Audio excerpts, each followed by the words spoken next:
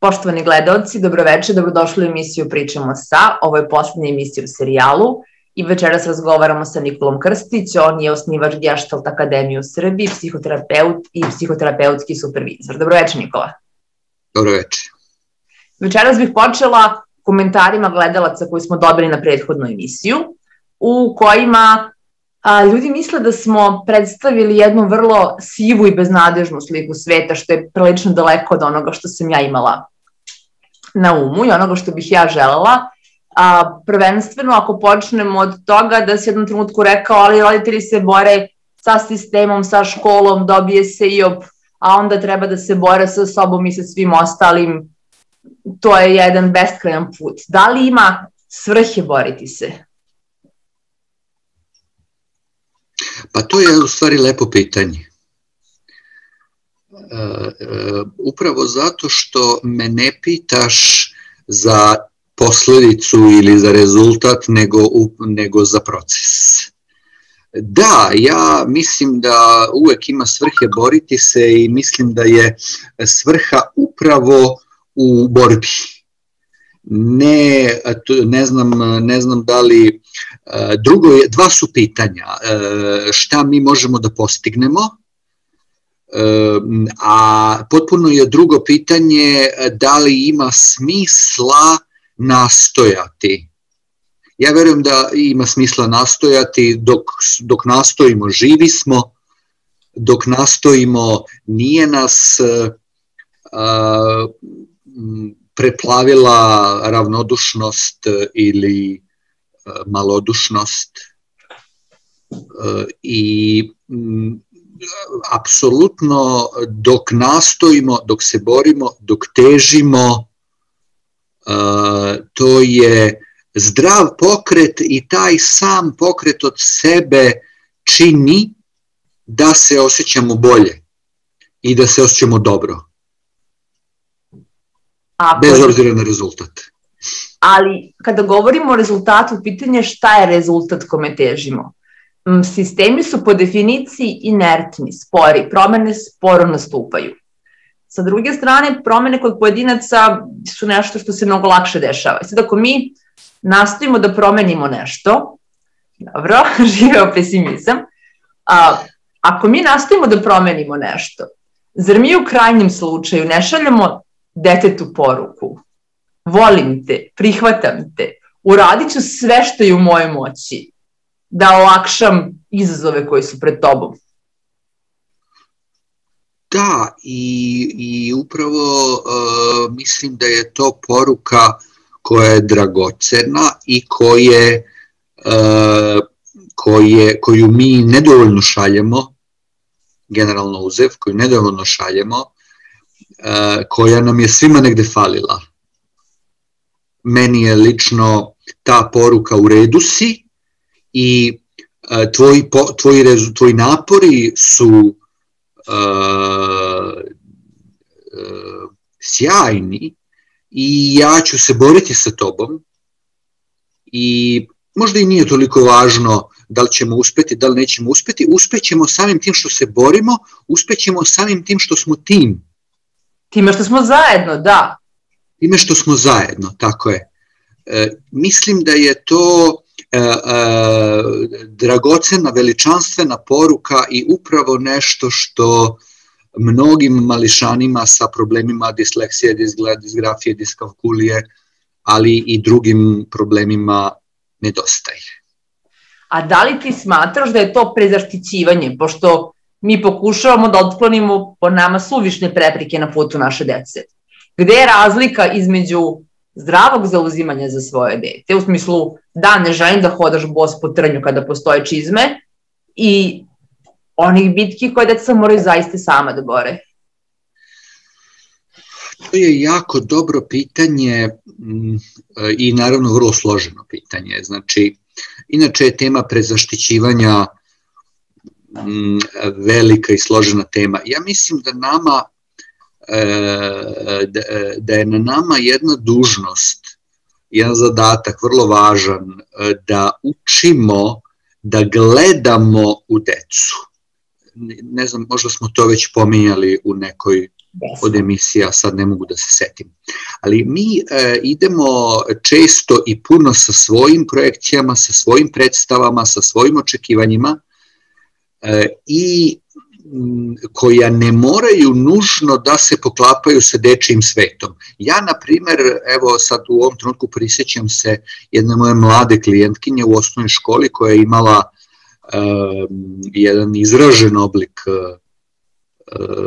disleksije, disgrafije i takođe je imala IOP, međutim ona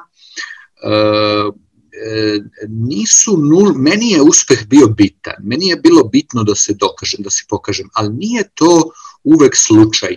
Njoj je recimo malo više trebalo da je svi mi ostajemo na miru.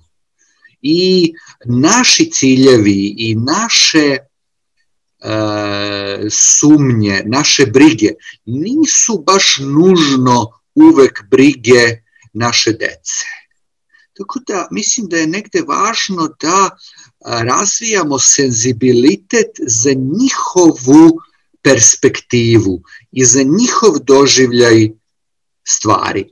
Jer je vrlo važno da ga mi koliko je moguće prepoznamo i uvažimo.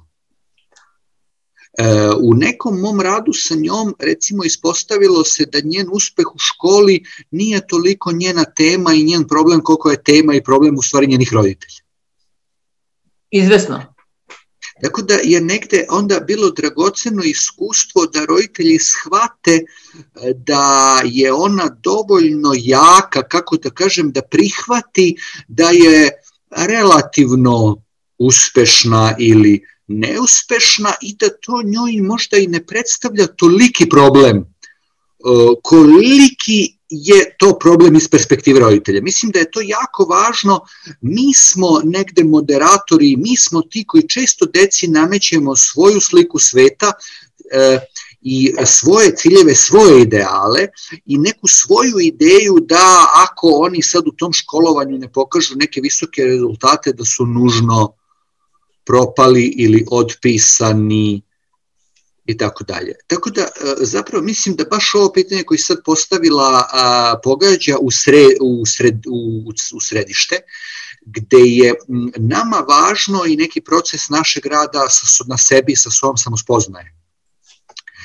Se u stvari svodi na to da smo mi u stanju da gledamo u dete, da manje projektujemo, a više gledamo, znači više percepcije, a manje projekcije, i da negde verujemo da dete ima svoje mehanizme adaptacije koji su veliki, koji su vrlo solidni, deca su vrlo adaptibilna, deca nađu način da im bude relativno dobro, čak i u teškim okolnostima.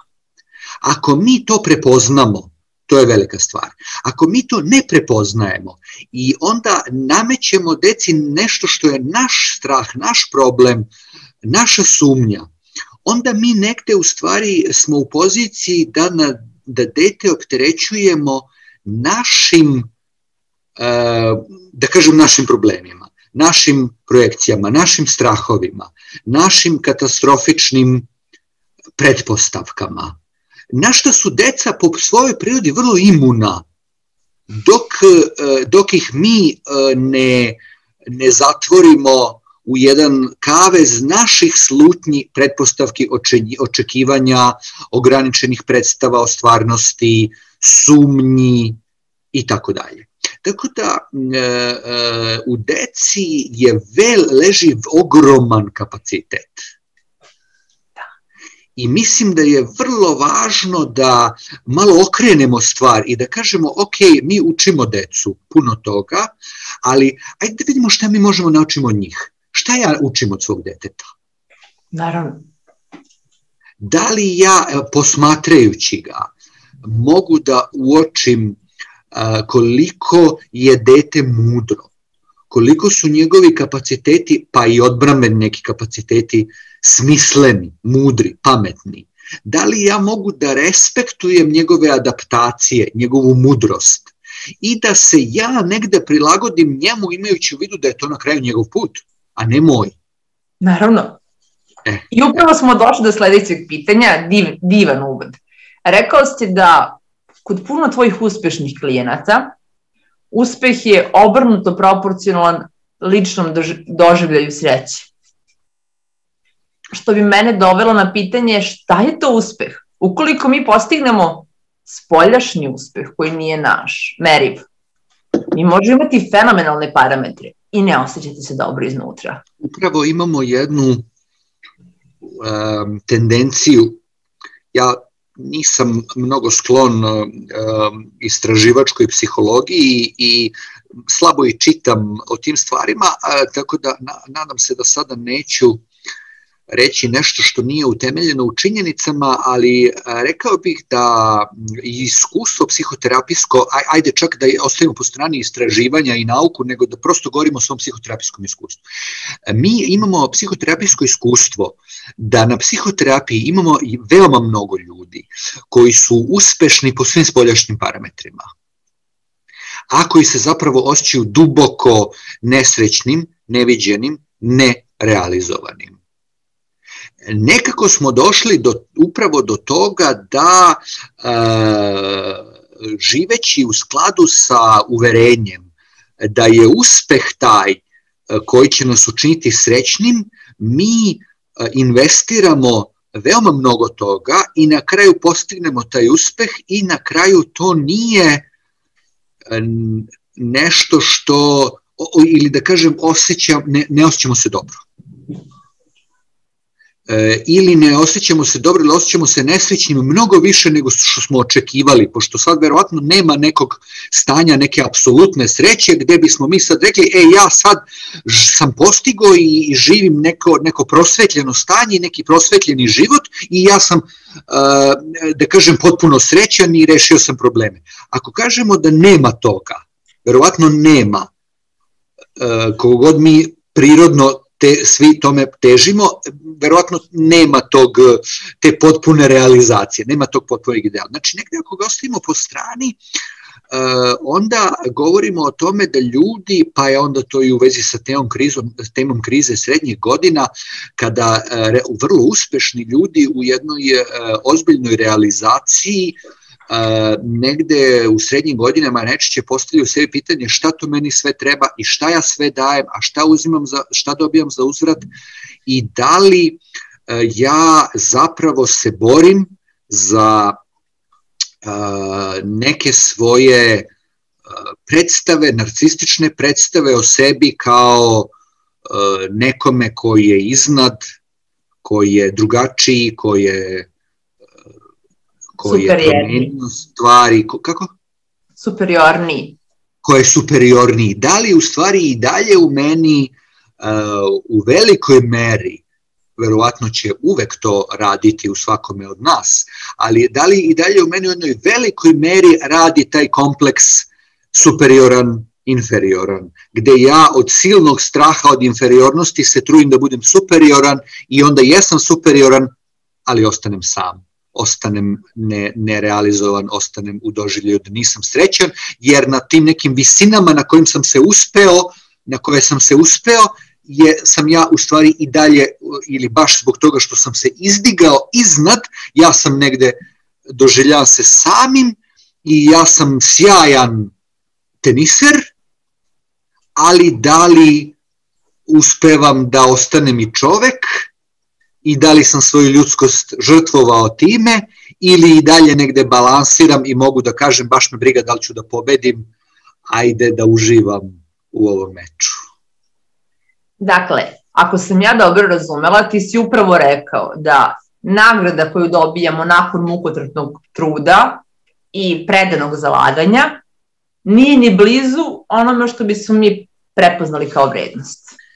Pa ja mislim da smo svi mi po prirodi idealizatori i da smo skloni da idealizujemo život i da verujemo da postoji nekakav idealni život koji mnogi drugi čak i postižu, ali eto nikako nama ne uspeva. Dobro. Da, meni ovo što si rekao, izvini, zvuči baš kao to što smo pričali o deci sa smetnjama u učenju ili sa smetnjama u razvoju. Jurimo tuđe predstavljene vrednosti, ulažemo ogroman napor da bismo ih dostigli, ali nas to ne čini srećnim, zato što je potpuno neautentično u suštini. Tako je. Sad, zašto mi jurimo nešto tuđe? Pa verovatno zato što verujemo da ćemo samo tako biti voljeni i prihvaćeni. A od porodice pa do društva i društvo i porodica najčešće vrlo hrane tu našu ideju da mi ne možemo biti voljeni ako ne odgovorimo tim standardima koji nismo našli. Ne možemo biti ni voljeni ni srećni. Da, ali to je iluzija, zar ne? Tvoja praksa, to je iluzija. Tvoja praksa pokazuje da je to zapravo iluzija. Šta bi konkretno bila iluzija? Na šta misliš? Da ne možemo biti viđeni, voljeni i prihvaćeni ukoliko ne zadovoljavamo s polja predstavljene norme uspeha. Aha, da li je to iluzija? Pa ja bih rekao delimično. Jer u jednom velikom delu mi dobijemo tu poruku. Ali daleko mi dobijemo tu poruku u velikoj meri. Tako da to s jedne strane mi dobijemo potvrdu, sav je problem u tome da mi dobijemo veliku potvrdu tog našeg stava. Da. Tog uverenja. I upravo su dragocena iskustva koja nam daju ne tu poruku, nego suprotnu poruku. Bar zbog toga, dakle, iluzija je. To je kao kada pas juri svoju senku ili svoj rep, u smislu, svi se mi rodimo sa nekim prirodnim težnjama, bar ja verujem u to. I onda negde, tokom odrastanja, poverujemo da ćemo biti vredni, dobri, voljeni, prihvaćeni, cenjeni, viđeni, samo ako nešto. Tako je. I kada bismo mi koji, recimo, imamo decu i svi oni koji razmišljaju da ih imaju, razmislili u pravcu, ali hej, možda i svoje najbolje namere, upravo učim dete nečemu što će mu biti ogroman kamen spoticanja u životu. Samo kada bismo imali svest da to ne mora da znači to što želimo da prenesemo, mogli bismo da postupimo drugačije, imali bismo te 3 sekunde pauze. Pa evo da ti ispričam priču i tebi i našim gledaocima o jednom treneru, sportskom treneru, nije sad bitno koji je sport u pitanju, koji je bio jako strog u tom smislu da je zaista bio vrlo prisutan na treningu i vrlo nemilosrdan u tom smislu da je na svakom treningu terao svoje pulene da daju svoj maksimum. I onda je došla utakmica, došlo je takmičenje. I onda je on došao kod te svoje dece, kod tih svojih pulena. Oni su naravno očekivali nešto sasvim drugo, ali on je njima rekao sada je trenutak kada više ništa nije važno, osim toga da vi zaista uživate u ovoj utakmici. Mi smo naš cilj postigli, a rezultat utakmice nije bitan. Dakle, mi smo ostvarili svoj cilj. Ja sam video da ste vi u pripremama dali svoj maksimum. Mi smo dakle naše napravili. A rezultat je potpuno nebitan. Vi ste pobedili. Za mene vi ste pobednici. Zašto? Pobedili ste sebe. I sad uopšte nije bitno da li ćete vi pobediti ili izgubiti. I mališani su izašli na teren vrlo rasterećeni i podržani time da treneru uopšte nije važno sada, autentično nije važno kakav će biti rezultat i kakva će biti posledica.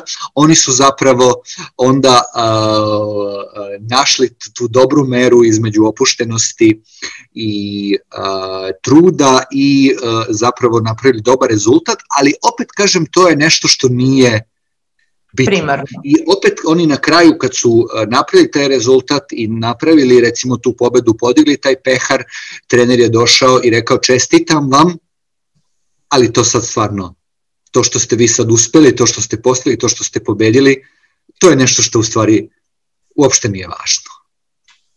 Sjajno. Tako da, evo, možda ova priča može da bude dobar odgovor na tvoje pitanje. Znači, opet je važan balans. Deci treba sve. Deci treba posvećenost. Deci treba rad. Deci treba disciplina. Deci treba granica.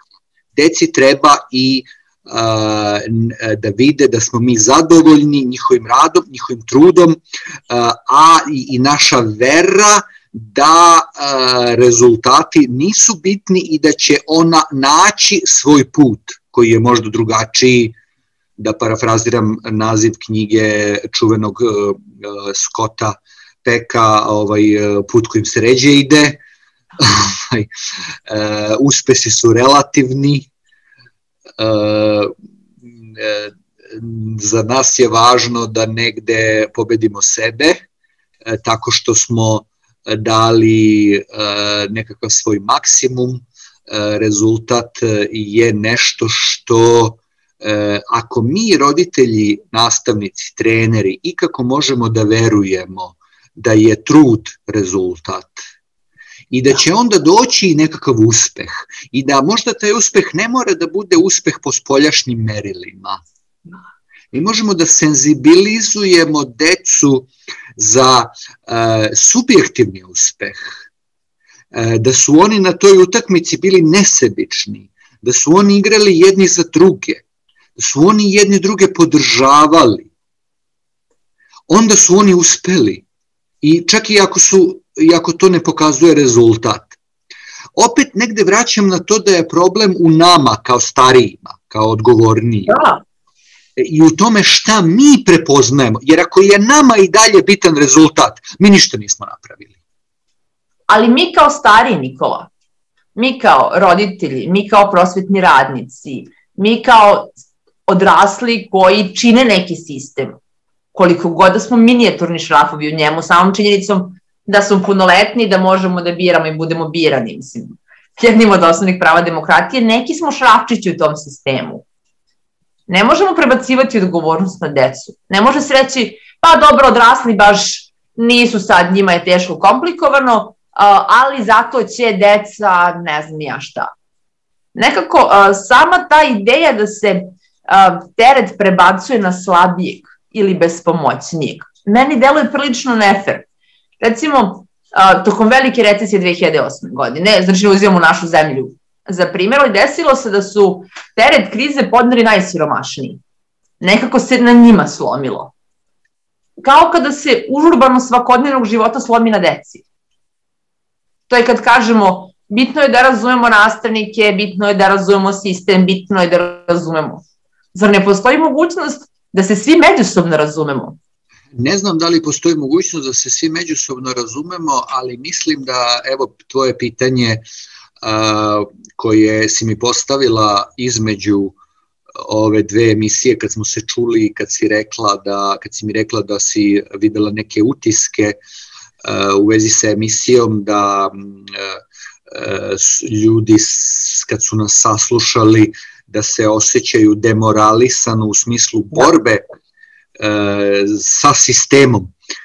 Evo, ja bih u vezi sa tim rekao sledeće,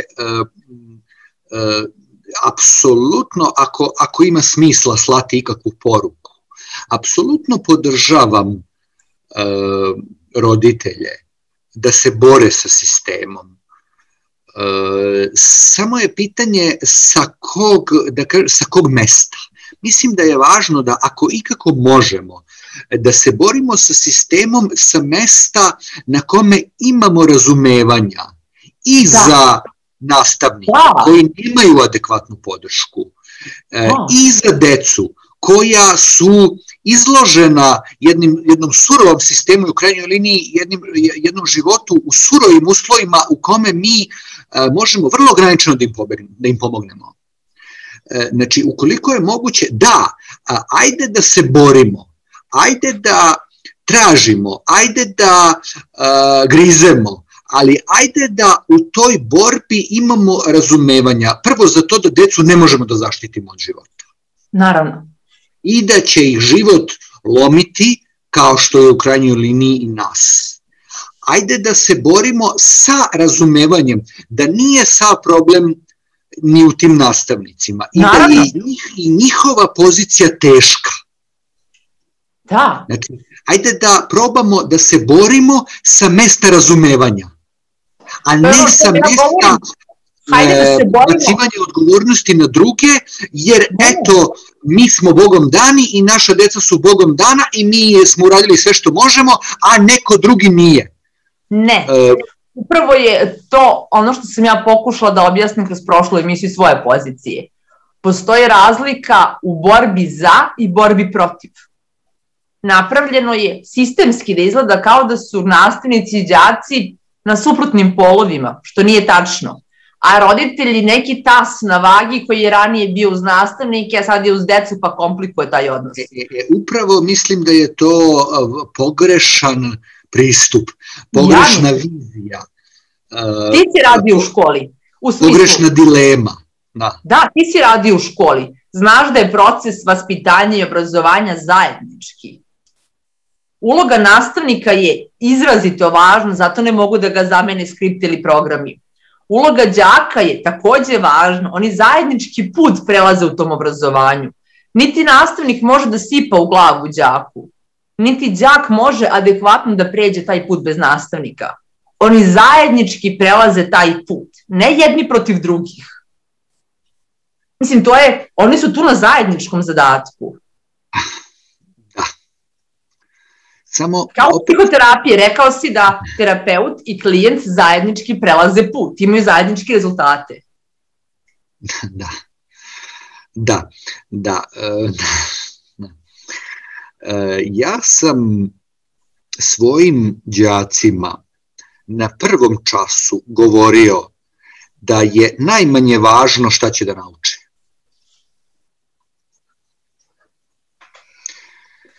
Znači, nekako sam, da kažem, plivao protiv struje, protiv sistema. Ja nisam žalio da potrošim i nekoliko časova, ako treba, na razgovor sa njima o tome šta je naš cilj i šta je važno. Ono u što sam želeo da ih uverim, to je da je važan njihov rad. I govorio sam, postojala je nešto što sam ja zvao zlatna pravila.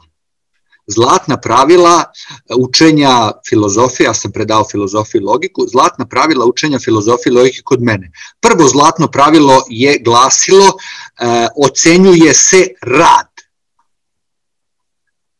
Drugo zlatno pravilo je govorilo, ovi predmeti se uče na času, ne kod kuće, na času.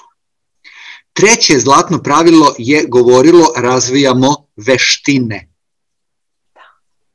Jer ja verujem da je većina njih zaboravila većinu toga što sam ja njih učio o, ne znam, Talesu, Sokratu, Heraklitu, Hegelu, ali ja sam njih terao da govore, da postavljaju pitanja, da kritikuju, da se bune, da nalaze argumente, da pokušavaju da razumeju, da pokušavaju da protumače. I ja sam nagrađivao, imao sam neki svoj sistem sa nekim plusevima i zvezdicama, ja sam nagrađivao taj njihov rad, taj njihov napor. Znači, treće zlatno pravilo glasilo, razvijamo veštine. Veštine. Mi živimo u društvu koje se menja jako brzo. U vreme moje i tvoje mladosti bilo je važno znati informaciju, znati činjenicu. Danas to više nije važno, jer mi informaciju i činjenicu možemo za 2 minuta da nađemo na Google. Ono što je danas važno, to je da li smo mi u stanju da razumemo tu informaciju i tu činjenicu i da ju upotrebimo. Ali, Jelena, jako je teško da ti i ja, koji smo živeli u jednom društvu, sistemu, civilizaciji, koja je recimo bila tehnološko-potrošačka, a sada naši klinci rastu u informatičko-potrošačkom društvu, na primjer. Znači, to je potpuno jedan drugi kontekst. Jako je teško da sad, ajde ti i ja smo, da kažem, ljudi u srednjim godinama, ali zamisli nekog nastavnika koji ima 60 godina i koji 60 godina zadržava ili misli na jedan određeni način. Koliko je njemu teško da se prilagodi novom trendu, novim generacijama, novoj priči. Novoj paradigmi stvarnosti, jer problem sa nama ljudima je da se tehnološki razvijamo toliko brzo da se paradigma stvarnosti promeni nekoliko puta u toku samo jedne generacije. Da, to je jedna od stvari o kojima smo pričali mimo emisije, da je toliko poslova nestalo, tek će ih nestalo. Tako je. Znači, u postoji školice, radit ćeš posao do penzije.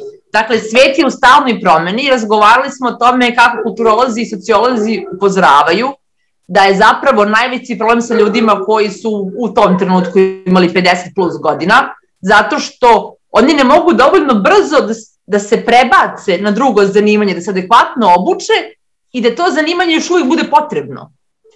Tako je. Na par godina smenjuju zanimanja. A ljudi su na potpuno drugačiji način razmišljanja, imaju da to stvara strašan osjećaj neadekvatnosti, nesigurnosti, uznemirenosti. Taj osjećaj neadekvatnosti, stida, vezanosti za stare vrednosti čini da recimo ta starija garda je jako kritična i onda imamo prema, ne znam, mladima koji su rođeni i žive u jednom praktično drugom svetu. I mi danas imamo nekako, kako bih rekao, kako civilizacija napreduje, pod znacima navoda. Tako se stvari ubrzavaju i tako su promene sve brže i sve veće.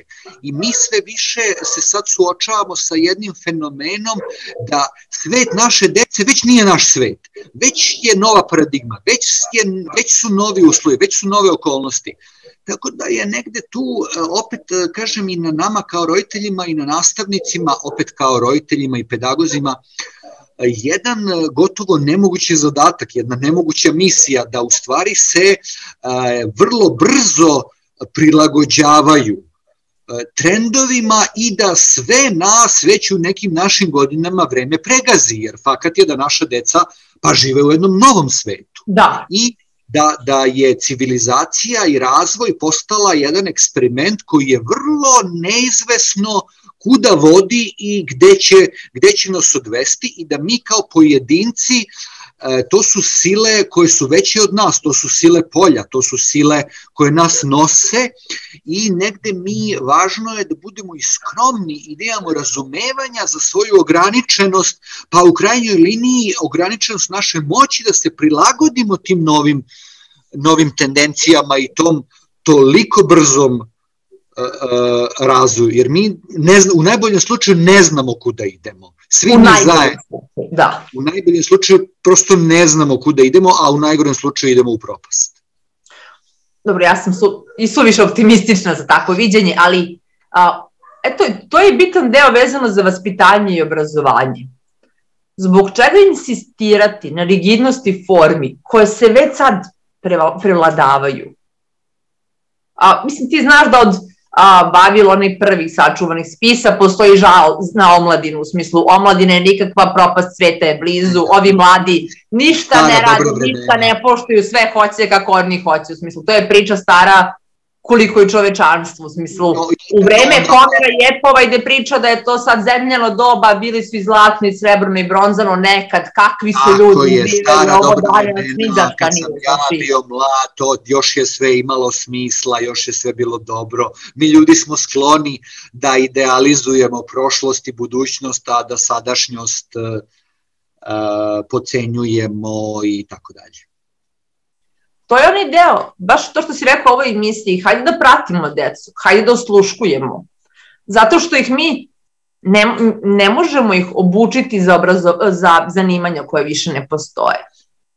Ono što je najcenjenije trenutno je inventivnost, inventivnost i prosto odjedanput na značaju dobija sve ono što je ručno rađeno, sa trudom, nasuprot masovnoj proizvodnji. I ja bih prosto sve ove generacije koje odrastaju sa mojom decom i koje ja znam želela mnogo više nego da budu motači kablova. U smislu, ne bih voljela da ih guramo u nešto gde je to njihov vrhovni domet. Tako je, nekako kako, a to je vrlo teško da ostanemo otvoreni za to da naša deca imaju i pravo i obavezu da traže svoj put kroz jedan sistem i jedno društvo i jedan svet koji više nije naš. Da, ali to je super. Mislim, od davnih vremena takođe sledi priča da je roditeljima uživanje kada ih deca prevaziđu. Kada bi nas deca prevazišla u tome da su srećni i zadovoljni nego što smo mi bili, ili nego što smo sad, ili nego što ćemo ikada biti, ja verujem da bismo se svi mi osjećali radosniji. Pa negde mislim da je upravo važno da budemo senzibilisani za to da kada gledamo, posmatramo svoju decu,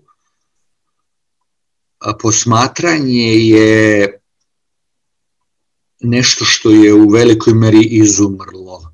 Mi smo danas pod imperativom akcije, činjenja. I pod tim imperativom smo zaboravili da posmatramo.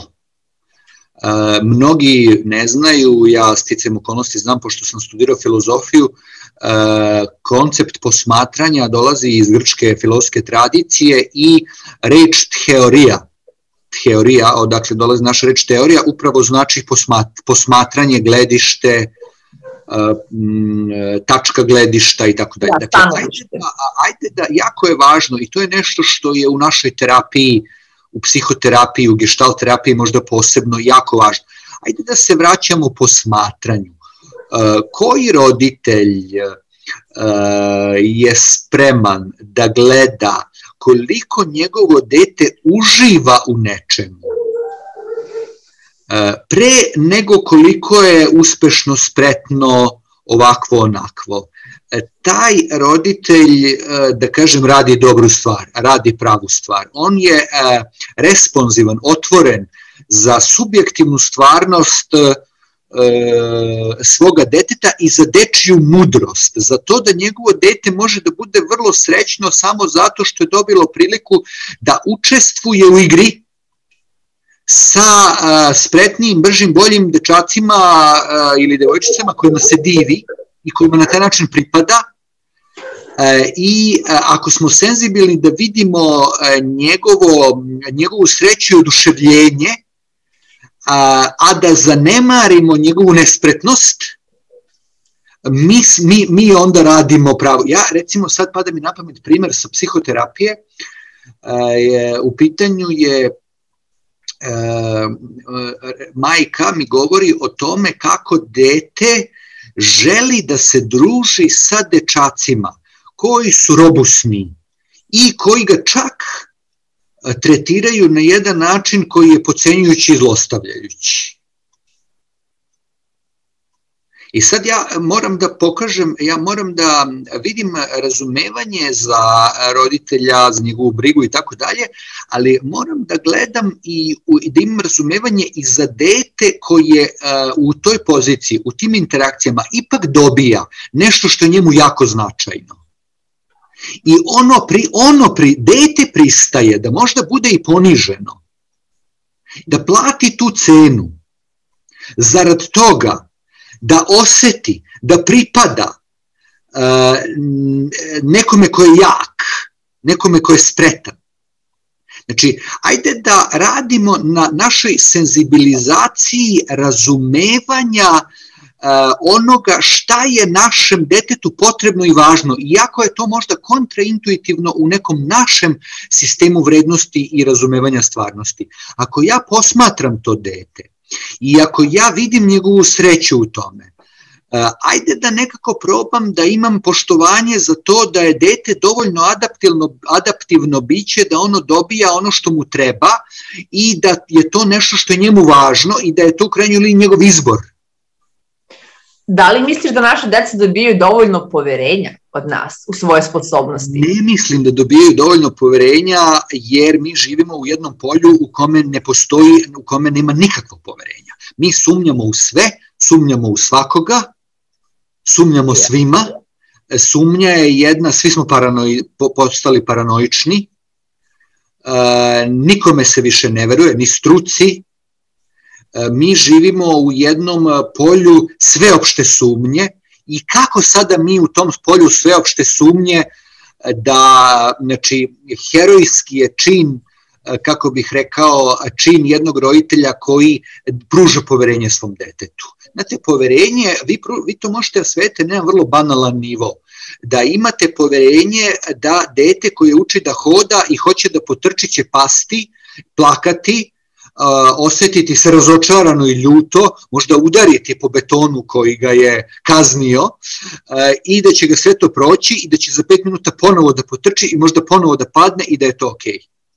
Jer to je nešto što dete bira.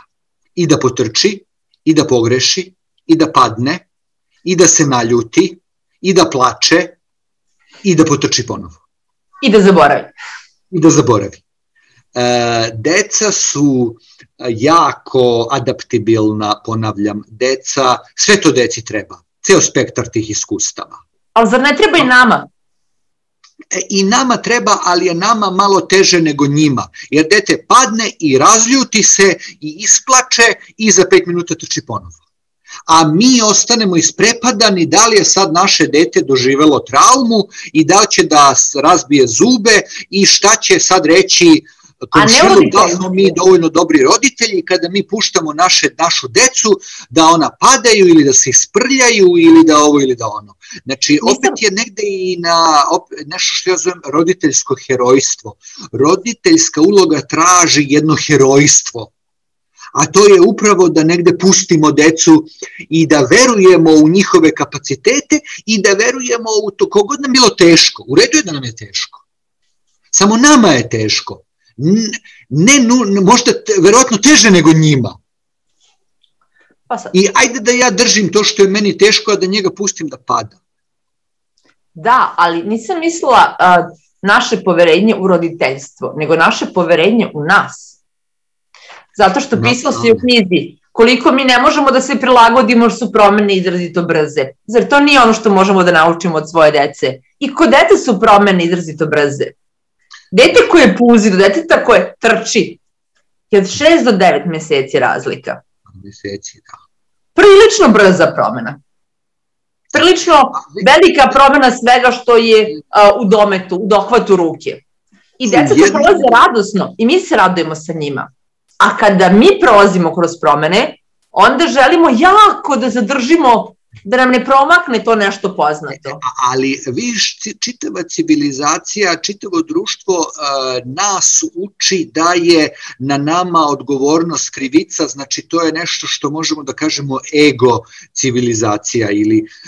I onda mi na sebe nekako po prirodi uzimamo veću odgovornost nego što je realno imamo.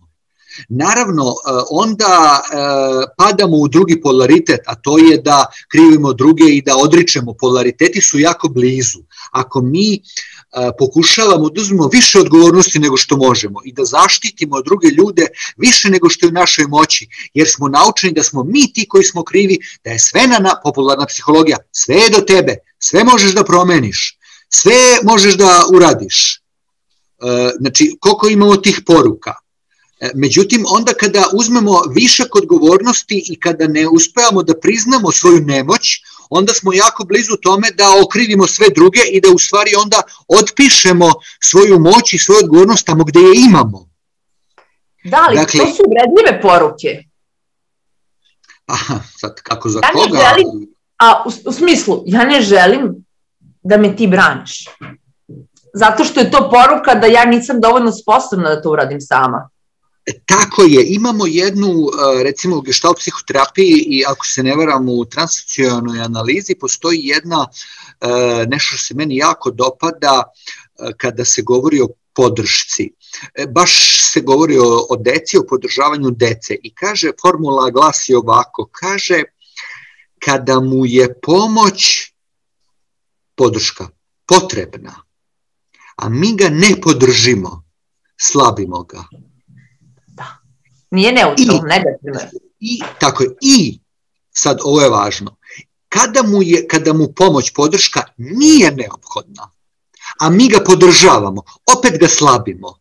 Da, možda i više. To je poruka, ti si mali, glupi, nesposoban, zato ću ja veliko da brinem o tebi. Tako je, znači šta je važno? Važno je da prepoznamo da naša deca zaista imaju problem u školi sa jednim groznim sistemom koji ih tera da zapamte gomilu nekih stvari koje će sutra da zaborave, znači ako im nisu korisna za život, i da ako hoćemo da budu relativno dobri đaci, da je tu njima stvarno potrebna velika podrška.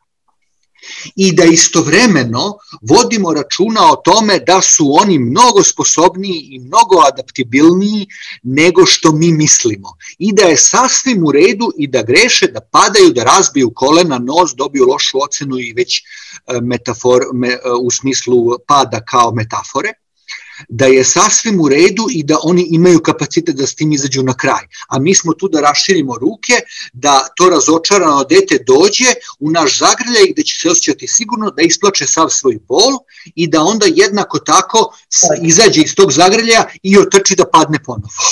Da.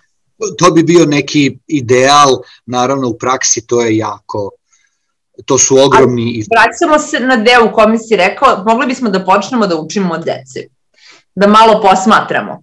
Savremena civilizacija, i to je nešto u čemu se, opet brojne tvoje kolege slažu, posmatra svet kao četvorogodišnjak koji čekićem rastura igračku da vidi kako radi. Kada bismo posmatrali manje agresivno ili manje invazivno po meni, možda bi nam bile jasnije uzročno-posledične veze. Tako je, ali upravo zato što smo mi opterećeni imperativom uspeha i upravo zato što smo mi opterećeni idejom da smo mi odgovorni i krivi i da mi moramo sad tu da vladamo i da kontrolišemo, a to je moguće samo uslovno i vrlo delimično. Ali Nikola, mi smo odrasli. Mi možemo da promenimo takvo uverenja. Donekle. Pa dobro, ne mislim sami, uz pomoć tebe i tvojih kolega i ljudi koji se bave sličnim stvarima. Znači nisam mislila sami, probudimo se jedno jutro i mislimo drugačije, ali možemo promeniti uverenja. Ja bih rekao da važi isto, na nama je da nastojimo. Dobro. A sad rezultati će biti i dobri i loši. Pa sama zapitanost je pomak. Da. To je lek protiv onog tako treba, zato tako treba i tako se radi. Mi smo učeni da moramo da znamo. Mi smo učeni da moramo da imamo rešenje. Ja sam psihoterapeut. Kod mene dođu ljudi uvereni da sam ja nekakav doktor života koji tačno zna šta i kako treba da im pomogne, ima sva rešenja. Vraga, nemam. Znači ja moram da se izložim toj frustraciji, da ja moram da izneverim očekivanje mog klijenta da sam ja u posedu istine. I da zajedno trpimo tu frustraciju, da nemamo gotova rešenja i da je na nama da tražimo i da je to jedan proces koji je i uspešan i neuspešan. Ali generalno ne postoje obrasci. Upravo tako. Način na koji je jedna osoba došla do saznanja nije primenjiv na sve ostale. Naravno, ili bar ne u potpunosti. Naravno, svi mi kreiramo svoj individualni put i sa svojim kapacitetima tražimo način da se probijamo kroz život. Nikola, šta ti misliš da je uspeh? Ne za decu, nego za svakog od nas. Šta misliš da je uspeh, zdrav uspeh zapravo? Pa, ja mislim da je uspeh proživeti život. Sačekat ću pojašnjenje.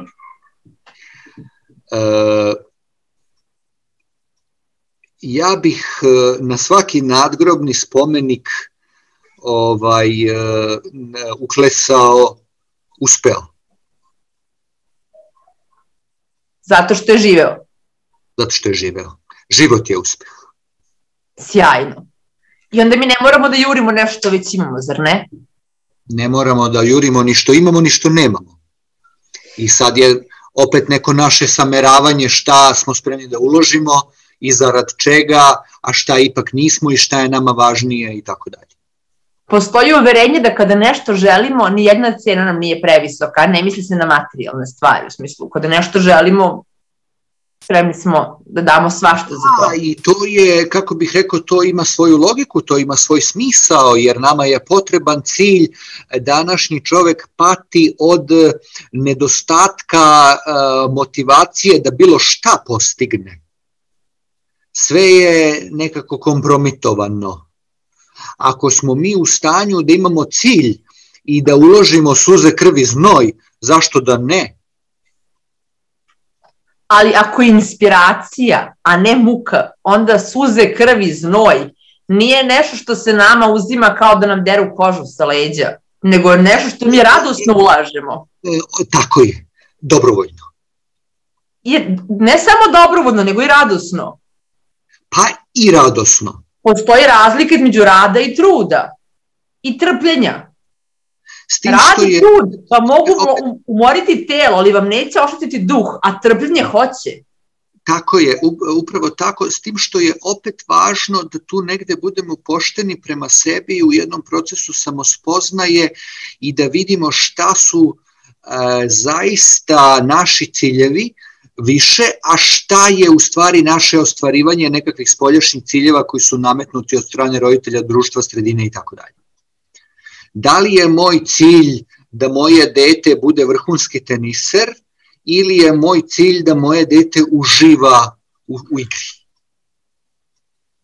I da li je moj cilj da pobedim ili je moj cilj da uživam? Ili šta mi je veći? Može bude jedno i drugo. Šta mi je veći cilj? Da.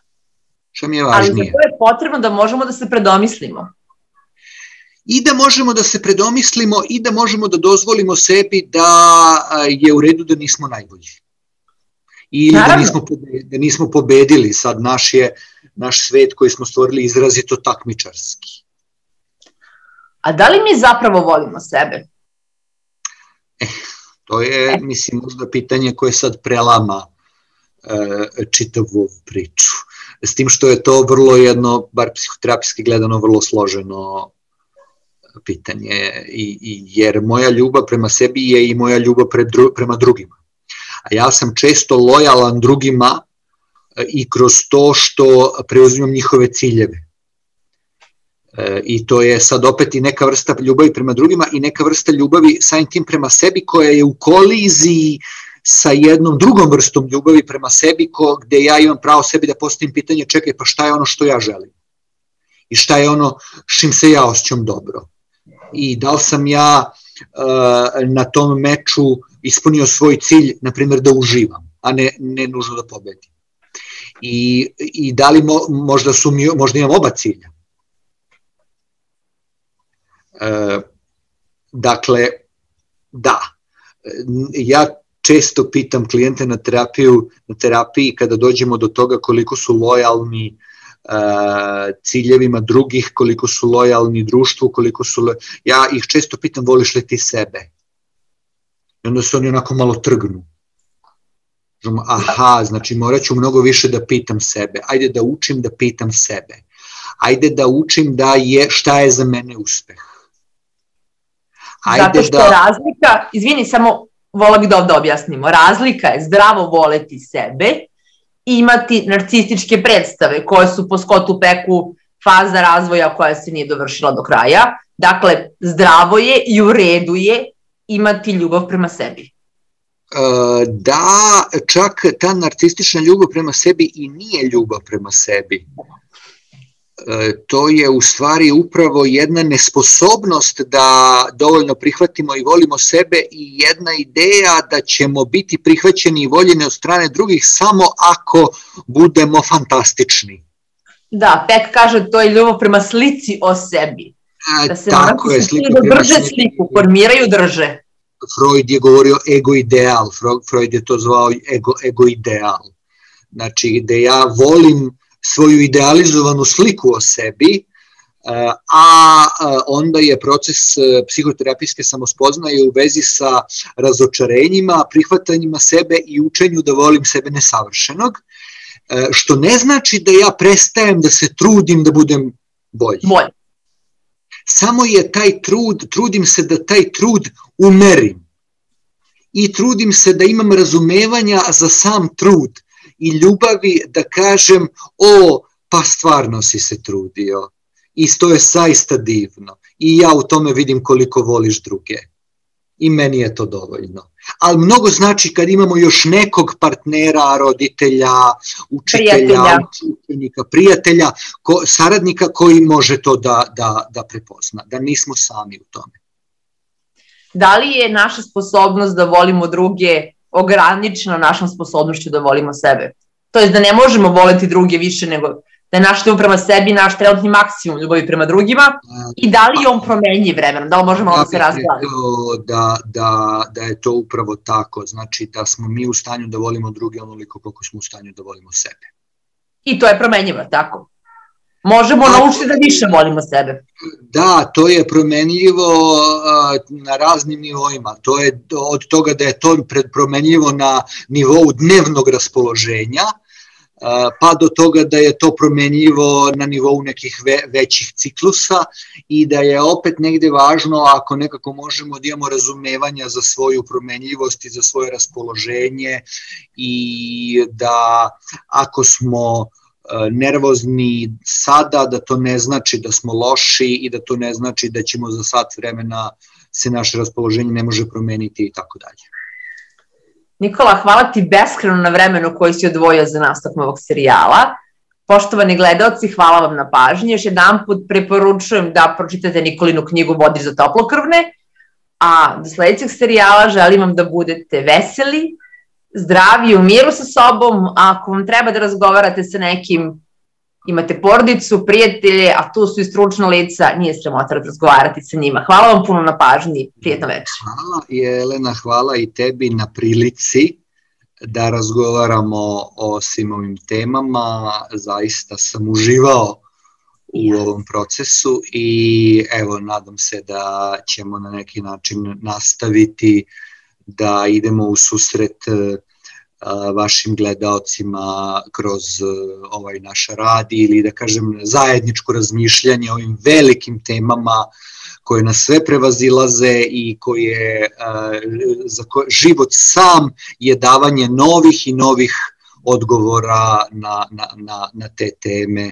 Dakle, nema gotovih odgovora, nema gotovih rješenja. Hvala.